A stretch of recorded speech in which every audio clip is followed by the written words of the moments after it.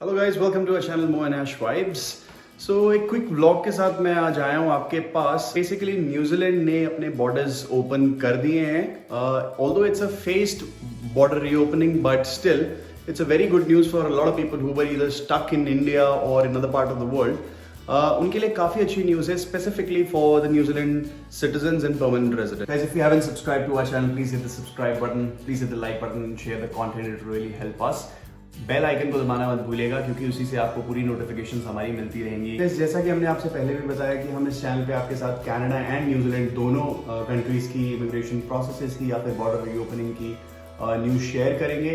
And by default मैं भी New Zealand से हूँ। Basically there is a lot of anxiety plus nervousness plus happiness at the same time कि New Zealand borders खुल रहे हैं और बॉर्डर रीओपनिंग जो हो रही है वो फेजेस में हो रही है। सो लेट्स टॉक अबाउट कि वो फेजेस क्या हैं क्विकली। सो सबसे पहले ऑलरेडी एक फेज कंप्लीट हो चुका है जो कि 27 फरवरी को था। वो people who were actually stuck in Australia, चाहे वो न्यूजीलैंड रेजिडेंट्स हो या न्यूजीलैंड सिटीजन्स हो, जो अगर ऑस्ट्रेलिया से न्यूजीलैंड मूव करना चाहते हैं तो उनके लिए ये ऑलरेडी ये फेज ओपन हो चुका है। तो मूविंग के लिए क्राइटेरिया यही रहेगा कि आप फुली वैक्सीनेटेड होने चाहिए। बट मैं एक चीज रेकमेंड करूंगा कि प्लीज अपने बूस्टर शॉट्स भी लेकर जाइए क्योंकि न्यूजीलैंड के कोविड या ओमिक्रॉन केसेस काफी हाई चल रहे हैं इस टाइम पे। बात करते हैं एलिजिबिलिटी की, कौन कौन लोग एलिजिबल हैं इन सारे स्टेप्स के लिए। ऑब्वियसली जो लोग एलिजिबिलिटी क्राइटेरिया में बैठते हैं, जैसे कि न्यूजीलैंड सिटीजन हो गए, परमानेंट रेजिडेंट्स हो गए जिनके पास वैलिड रेजिडेंट वीजाज हैं या फिर डिपेंडेंट्स हैं या कोई फैमिली मेंबर्स हैं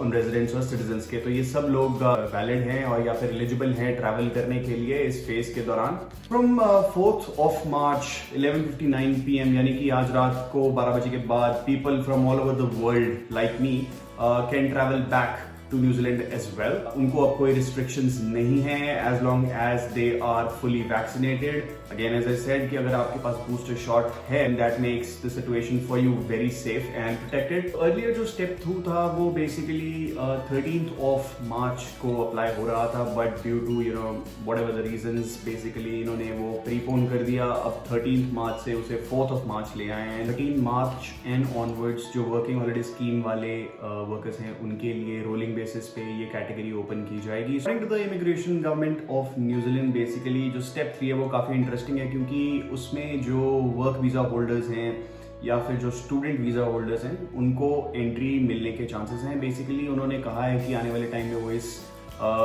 स्टेप पे ज्यादा लाइट देंगे, ज्यादा इंफॉर्मेशन प्रोवाइड करेंगे। But basically people who have visas such as work visas or student visas can come into New Zealand during step 3, which is from April 12th and onwards. Step 4, the borders will be open for Australian citizens and Australian permanent residents, visitors from visa waiver countries या फिर accredited employer work visa वाले आ सकते हैं। temporary visitor visa holders basically जो New Zealand से बाहर हैं as long as they meet the visa requirements they can come under step 4 which is going to be from July. अभी डेट उसकी fix नहीं की गई है but it is going to be from July time frame basically and so on आगे उससे।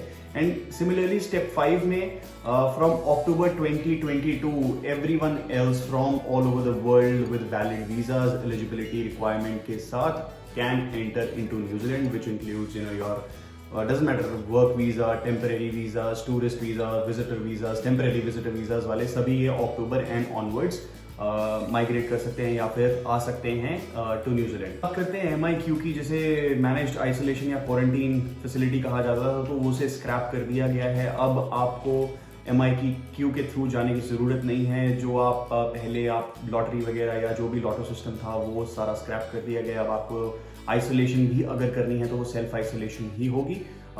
You will not have to pay for your isolation और your quarantining. Only time जब आपको MIQ के थ्रू जाना पड़ेगा या पड़ सकता है कि अगर आप न्यूजीलैंड आते हैं, अगर आपके पास कोई वीज़ा है जो आपको अलाउ करता है न्यूजीलैंड आने में बट आप वैक्सीनेटेड नहीं हैं, तब आपको MIQ के थ्रू ही जाना पड़ेगा। उसके लिए सेम प्रोसेस है, आपको MIQ वाउचर लगेगा and the process is the same.